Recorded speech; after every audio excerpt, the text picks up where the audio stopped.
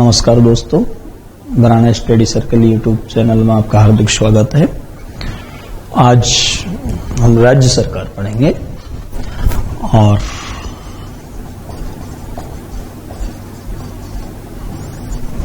थोड़ी तुलना करनी है। केंद्रीय शासन और राज्यों का शासन लगभग समान ढांचे से ही चलता है, जो शब्द चेंज करने हैं हमको। से केंद्र सरकार के बारे में बात की थी। केंद्र सरकार कहां से चलती है? संसद से चलती है। संसद तीन चीजों से मिलकर बनी होती है: लोकसभा, राज्यसभा और राष्ट्रपति। अब हमसे कोई ये पूछे राज्य सरकार संचालित होती है, तो राज्य सरकार संचालित होती है भाई विधानमंडल से। विधानसभा से नहीं होती है, विधान परिषद से नहीं होती है। केंद्र का शासन चलेगा संसद से, तो राज्यों का शासन चलेगा विधानमंडल से। और विधानमंडल भी अधिकतम तीन चीजों से बना हो सकता: विधानसभा, विधान परिषद और राष्ट्रपति की तरह राज्यों में काम करने वाला व्यक्ति होता है राज्यपाल। देखिए, जैसे संसद में ये दोनों चीज मिलकर के व्यवस्थापिका की श्रेणी में आती थी, तो राज्य में ये दो चीजें व्यवस्थापिका के रूप में हो सकती हैं: विधानसभा और विधान परिषद। केंद्र की कार्यपालिका राष्ट्रपति में है और राज्यों की कार्यपालिका राज्यपाल में है। तो अपन को केवल शब्द चेंज करने हैं। जैसे देश की शासन व्यवस्था में संसद शब्द है, राज्यों की शासन व्यवस्था में विधानमंडल होगा। जैसे देश में निम्न सदन लोकसभा है, राज्यों का निम्न सदन विधानसभा होगा। देश में उच्च सदन राज्यसभा है, राज्यों का उच्च सदन विधान परिषद होगा। देश की संवैधानिक कार्यपालिका राष्ट्रपति है, तो राज्यों की संवैधानिक कार्यपालिका राज्यपाल है। अब देखो, संसद, केंद्र सरकार एक ही है, संसद एक ही है, लेकिन विधानमंडल राज्यों में होते हैं। राज्य एक तो है नहीं। तो देखिए भाई, विधानमंडल दो प्रकार के होते हैं: एक सदनीय विधानमंडल और एक होता है द्विसदनीय विधानमंडल। जैसा नाम वैसा काम। एक सदनीय, एक सदन। एक सदन कौन सा होना बहुत जरूरी है? विधानसभा। तो एक सदनीय विधानमंडल में एक ही सदन होगा, विधानसभा, और कार्यपालिका के रूप में अपन को लेना पड़ेगा राज्यपाल। तो एक सदनीय विधानमंडल में कुल चीज शामिल होंगी दो: व्यवस्थापिका के रूप में विधानसभा, कार्यपालिका के रूप में राज्यपाल। द्विसदनीय में दो सदन होंगे, विधानसभा भी होगी, विधान परिषद भी होगी। इन दोनों को मिलाकर के तो द्विसदनीय विधानमंडल वाले राज्य में व्यवस्थापिका बोल देंगे। राज्यपाल कार्यपालिका के रूप में काम करेगा। तो देखो भाई, संसद तो एक ही प्रकार की होती है, लेकिन विधानमंडल दो प्रकार के होते हैं: एक सदनीय, द्विसदनीय। एक सदन विधानसभा होगा, द्विसदनीय में दो सदन होंगे, विधानसभा भी होगी, विधान परिषद भी, राज्यपाल। अब बात करें कि द्विसदनीय विधानमंडल की जो व्यवस्था की गई है 2019 तक 7 राज्यों में थी, लेकिन 2019 में जम्मू कश्मीर को केंद्र शासित प्रदेश बना दिया गया। केंद्र शासित प्रदेशों में विधान परिषदों का प्रावधान नहीं हो सकता, तो फिर राज्य बच गए थे 6। लेकिन 2020 में आंध्र प्रदेश ने, वहां की आंध्र प्रदेश ऐसा राज्य हो गया जिसने अपने यहां से विधान परिषद को समाप्त कर दिया है। तो आज 2020 में वर्तमान में द्विसदनीय विधानमंडल जो हैं वो कितने राज्यों में हैं? 5। 2019 तक 7 में थे, जम्मू कश्मीर से हट गया। 2020 में आंध्र प्रदेश से विधान परिषद हट चुकी है। तो अब विधान परिषदों की व्यवस्था वाले या द्विसदनीय विधानमंडल वाले राज्यों की संख्या हमारे भारत में हो गई है 5। इंपॉर्टेंट है, करंट के लिहाज से भी ध्यान रखना है।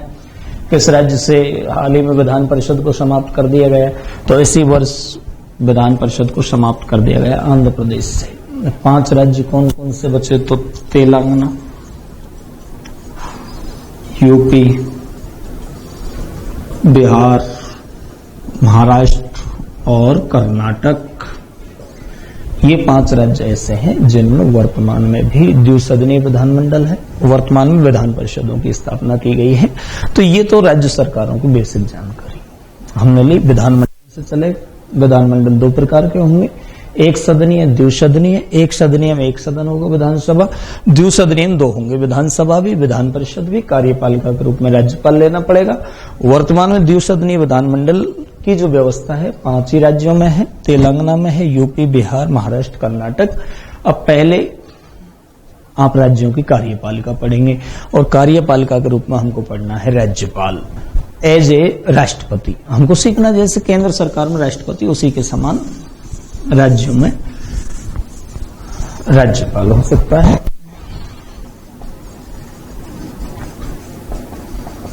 राज्य कार्यपालिका स्टेट लेवल की कोई भी व्यक्ति या संस्था हो तो उसका भाग होता है 6, केंद्र के लेवल का भाग 5, स्टेट के लेवल का भाग होता है 6। तो देखिए राज्यपाल का जो पद है ना, पद, ये तो अनुच्छेद 152 में है, पद का उल्लेख अनुच्छेद 152 में किया गया है। लेकिन अनुच्छेद 153 के अनुसार प्रत्येक राज्य का एक राज्यपाल होगा। तो 153 इस बात को कहता है कि हर एक राज्य में एक राज्यपाल का होना जरूरी है। लेकिन 7वें संविधान संशोधन 1956 के द्वारा एक प्रावधान किया गया, यदि राष्ट्रपति चाहे तो एक ही व्यक्ति को एक या एक से अधिक राज्यों में राज्यपाल नियुक्त कर सकता है। राष्ट्रपति, बहुत अच्छा प्रश्न है यहाँ पे। एक या एक से अधिक राज्यों में एक ही व्यक्ति को राज्यपाल नियुक्त करने का अधिकार किसको है? तो एक या एक से अधिक राज्यों में एक ही व्यक्ति को राज्यपाल नियुक्त करने का अधिकार राष्ट्रपति को है। 154 की बात करें तो 154 के अनुसार राज्य कार्यपालिका का संवैधानिक प्रमुख खुद राज्यपाल होगा। लेकिन राज्य कार्यपालिका का वास्तविक जो प्रमुख होगा, वास्तविक प्रमुख मुख्यमंत्री होगा। तो देखो, देश के समान ही तो व्यवस्था है राज्यों में। देश में कार्यपालिका के मुखिया 2 होते हैं, राष्ट्रपति और प्रधानमंत्री। संवैधानिक प्रमुख राष्ट्रपति होता है, वास्तविक प्रमुख देश में प्रधानमंत्री होता है।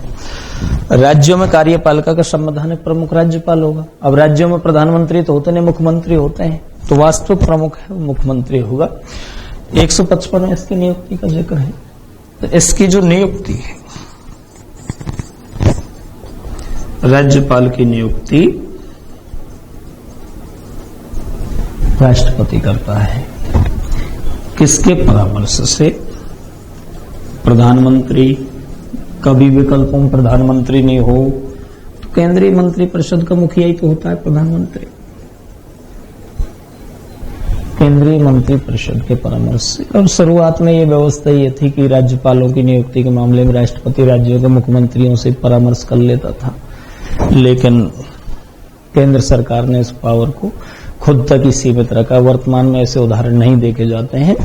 तो राष्ट्रपति राज्यपाल की नियुक्ति करेगा, लेकिन बात यह है कि राज्यपाल की नियुक्ति किसके परामर्श से की जाती है? तो परामर्श लिया जाता है। प्रधानमंत्री विकल्पों में नहीं हो, बाय द वे केंद्रीय मंत्री परिषद के परामर्श से नियुक्ति की जाती है। अब बात करें कि इसकी शपथ कौन दिला सकता है, तो इसको शपथ दिलाएगा संबंधित राज्य के उच्च न्यायालय का मुख्य न्यायाधीश इसको शपथ दिलाने का काम करता है। बात करें कि इसको भाई योग्यताएं क्या होनी चाहिए, तो एक तो ये भारत का नागरिक हो, भारत का नागरिक हो। लेकिन वर्तमान में ये लाइन थोड़ी बढ़ा दी गई है, भारत का नागरिक हो लेकिन संबंधित राज्य का निवासी नहीं हो। जैसे वर्तमान में राजस्थान का व्यक्ति राजस्थान में राज्यपाल नहीं बन सकता, 2013 से प्रावधान है। उससे पहले ऐसा हो जाता था। प्रतिभा पाटिल राजस्थान की पहली महिला राज्यपाल बनी, राजस्थान के सीकर जिले की निवासी थी। लेकिन वर्तमान में भारत का नागरिक हो लेकिन संबंधित राज्य का निवासी नहीं हो, उस राज्य का निवासी नहीं हो जिस राज्य में उसकी राज्यपाल के रूप में नियुक्त की जानी है। न्यूनतम आयु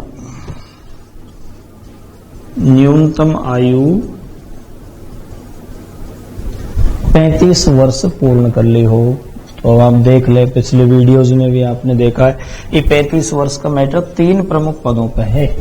राष्ट्रपति न्यूनतम आयु 35 वर्ष होनी चाहिए, उपराष्ट्रपति न्यूनतम आयु 35 वर्ष होनी चाहिए, राज्यपाल के लिए न्यूनतम आयु 35 वर्ष होनी चाहिए।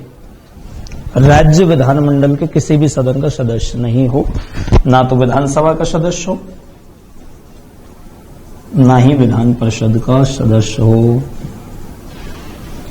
लाभ के पद पे ना हो, दिवालिया ना हो, पागल ना हो। ये सारी चीजें सामान्य रूप से लगभग पदों में मानी जाती हैं। मेन प्रश्न आता है आयु का।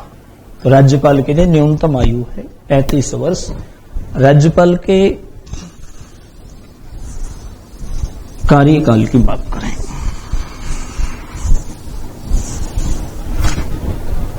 कार्यकाल कितना होता है? 5 वर्ष।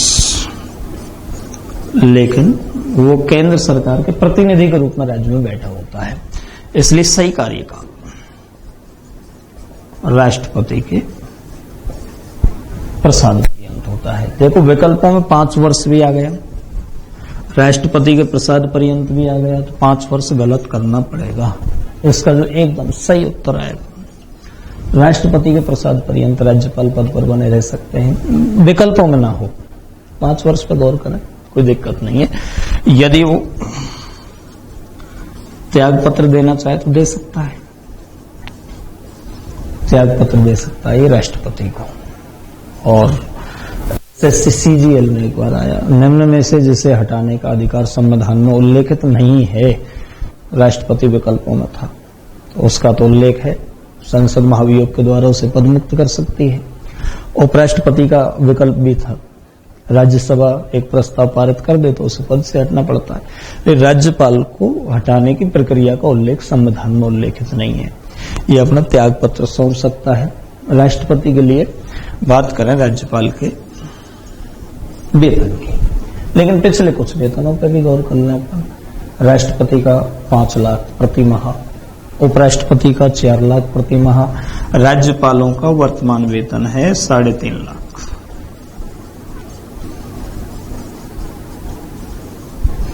प्रति माह वेतन मिलता है। यदि कोई व्यक्ति 1 से अधिक राज्यों में नियुक्त है, 1 से अधिक राज्यों में नियुक्त है,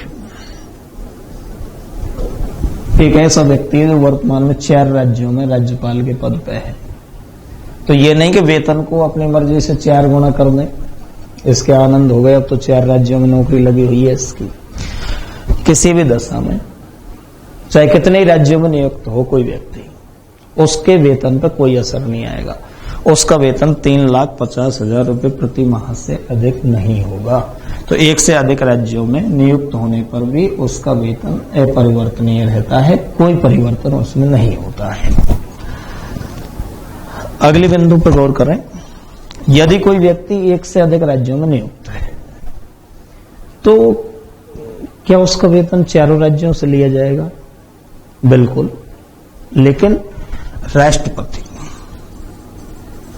राष्ट्रपति जिस अनुपात में उसका वेतन निर्धारित करे, उसी अनुपात में राज्य सरकारों के द्वारा उसका वेतन वहन किया जाता है। अब देखो, इससे पहले मैंने आपको राष्ट्रपति उपराष्ट्रपति के बारे में पढ़ाया था, वेतन और पेंशन। राष्ट्रपति को और उपराष्ट्रपति को वेतन भी पेंशन भी दोनों ही भारत की संचित निधि से दिए जाते हैं, लेकिन राज्यपाल का वेतन राज्य की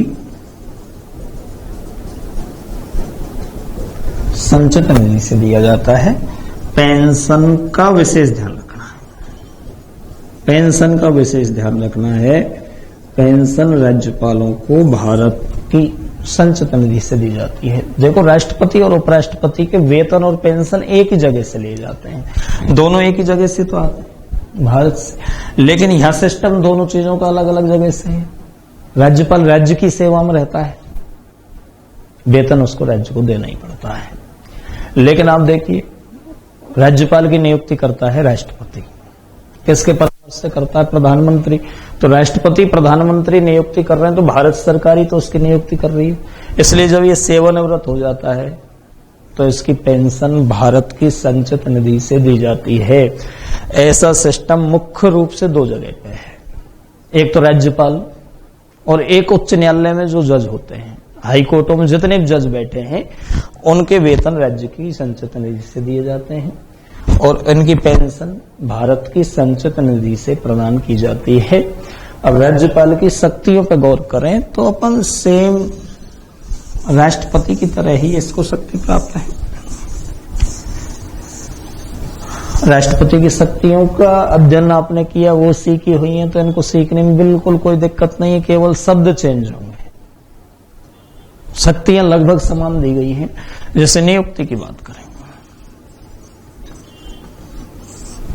देखें राज्यपाल राज्य में किस किस की नियुक्ति करता है? मुख्यमंत्री की नियुक्ति राज्यपाल करेगा। अन्य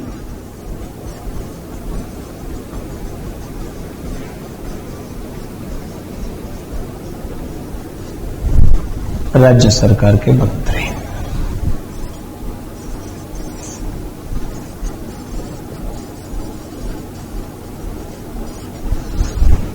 महाअधिवक्ता राज्यों का प्रथम विधि अधिकारी होता है, एडवोकेट जनरल कहते हैं इसको।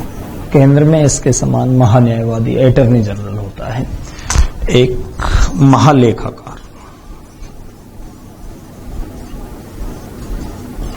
अकाउंटेंट जनरल इसको कहा जाता है, राज्यपाल के द्वारा ही नियुक्त होता है। राज्य वित्त आयोग, केंद्रीय वित्त आयोग की नियुक्ति राष्ट्रपति करता है, राज्य वित्त आयोग की नियुक्ति राज्यपाल करता है। राज्य निर्वाचन आयुक्त, इसके अलावा राज्य लोक सेवा आयोग के अध्यक्ष भी और सदस्य भी। केंद्र में संघ लोक सेवा आयोग है, उसके अध्यक्ष और सदस्यों की नियुक्ति राष्ट्रपति करता है। राज्य लोक सेवा आयोग के अध्यक्ष और सदस्यों की जो नियुक्ति है राज्यपाल के द्वारा की जाती है। लेकिन आपको ये ध्यान रखना है, राज्य लोक सेवा आयोग का अध्यक्ष यदि त्याग पत्र दे, विशेष ध्यान, कंफ्यूज नहीं हो जाए, त्याग पत्र यदि दे, ये थोड़ा सा कंफ्यूजन का सिस्टम ज्यादा है। नियुक्ति राज्यपाल करेगा, लेकिन इनका जो त्याग पत्र जाएगा अध्यक्ष जी का, वो किसके पास जाएगा? राष्ट्रपति के पास। इसके अलावा राज्य के अंतर्गत आने वाले विश्वविद्यालयों के कुलपति, चांसलर हर यूनिवर्सिटी में होता है, तो उन सभी कुलपतियों की नियुक्ति राज्यपाल के हाथों से होती है।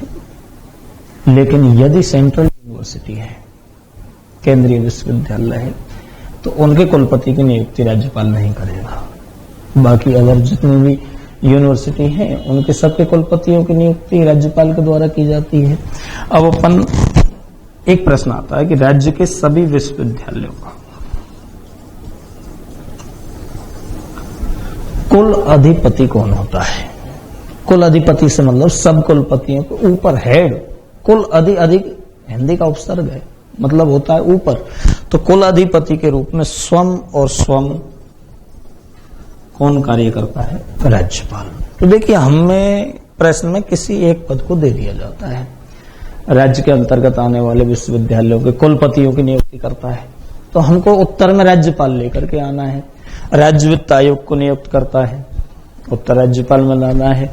मुख्यमंत्री की नियुक्ति किसके द्वारा की जाती है? मुख्यमंत्री की नियुक्ति राज्यपाल के द्वारा की जाती है। तो ये तो देखो नियुक्ति संबंधी शक्ति थी। एक राष्ट्रपति की शक्ति अब आप पढ़ चुके हैं। विधायी शक्ति, विधि से बना है, कानून बनाने का पावर। कानून के 3 चरण मैंने आपको राष्ट्रपति की शक्तियों बताए भी थे। विधेयक प्रस्तावित करना व्यवस्था पे काम है, विधेयक पारित करना व्यवस्था पे काम है। केंद्र में राष्ट्रपति के पास कोई विधेयक भेजा जाता है और राज्य की व्यवस्था पे काम द्वारा पारित कोई विधेयक राज्यपाल के हस्ताक्षर से अधिनियम बन जाता है। तो राज्यों का पक्का कानून अधिनियम ही तो कहलाता है। अब कोई विधेयक अधिनियम कब बनेगा? जब उस पर कौन हस्ताक्षर करेगा? राज्यपाल। तो राज्यपाल के हस्ताक्षर से राज्यों के अधिनियम प्रभावी होते हैं, अधिनियम बनते हैं। इसलिए हम स्वीकार करें, राज्यपाल को विधायी शक्ति प्राप्त है। अब कोई विधेयक व्यवस्थापक का मतलब विधानसभा विधान परिषद के द्वारा पारित करके राज्यपाल के पास भेजा जाता है, तो इसके पास 3 विकल्प होते हैं।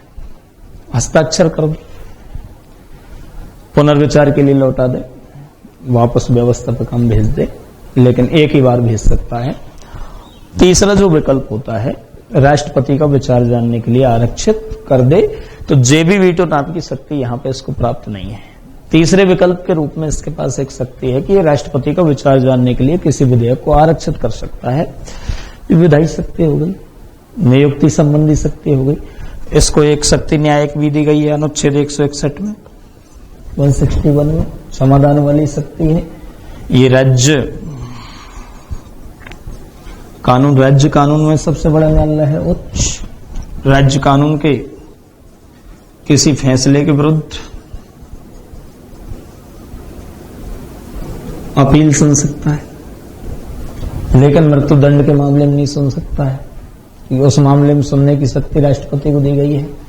अगर कोई मामला है, राज्य कानून ने कोई फैसला दिया है, कोई व्यक्ति अपील करना चाहे राज्यपाल के सामने कर सकता है, और राज्यपाल को यह शक्ति है 161 में कि वो ऐसे व्यक्ति की सजा को कम कर दे, 20 साल की कैद 10 साल में कर दे, बिल्कुल फ्री कर दे, या उसको यथावत भी रख सकता है। तो ये इसको न्यायिक शक्ति भी राज्यों में प्राप्त है।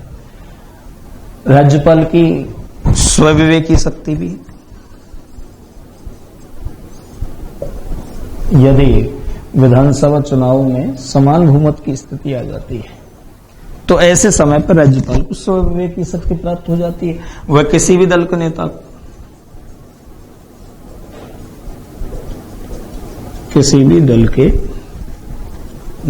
को मुख्यमंत्री के रूप में नियुक्त कर सकता है। वित्तीय पावर, फाइनेंशियल पावर भी है। राज्य की संचित आकस्मिक निधियों पर राज्यपाल अपना अधिकार रखता है। वित्तीय पावर के अंतर्गत आएगा, राज्य में कोई धन विधेयक है या राज्य का वार्षिक बजट है, राज्यपाल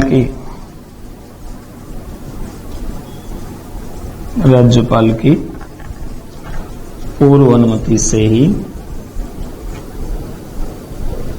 विधानसभा में पेश किए जाते हैं। तो देखो, कोई धन विधेयक इसकी अनुमति से पेश हो रहा है, वार्षिक बजट इसकी अनुमति से पेश हो रहा है, निश्चित रूप से अपनी मान है, ये चीजें धन से जुड़ी हुई है, वित्त से जुड़ी हुई है। तो फाइनेंशियल पावर भी हमारे राज्यों में राज्यपालों को प्रदान किए जाते हैं। तो ये कुछ राज्यपाल की शक्तियां, और राज्यपाल से नियुक्ति, शपथ, वेतन, कार्यकाल, पद, उसका संवैधानिक प्रमुख होना इस वीडियो में आपने पढ़ा। लाइक करें, वीडियो को शेयर करें। यदि आपकी किसी प्रकार की कोई समस्या हो तो कमेंट बॉक्स में मेरे साथ शेयर करें ताकि मैं आपको रिप्लाई कर सकूं और उन समस्याओं का समाधान कर सकूं। बहुत बहुत धन्यवाद।